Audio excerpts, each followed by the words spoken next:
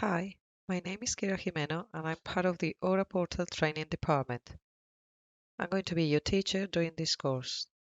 First of all, we're going to learn how to work in the application without any special permissions to develop special functionalities. We'll just take advantage of the functionalities that the system already has. The content of this module is divided in 9 parts as we can see here.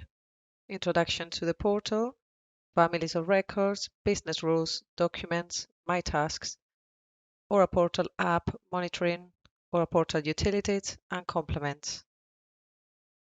We will see the portal, how to access it, its content and appearance, the families of records, where we have all the data, the business rules and the difference between them, and the process rules, libraries, where we manage the documents, my tasks, from where we manage our work and processes, the use of the application, monitoring, and the utilities and complements required for certain functionalities.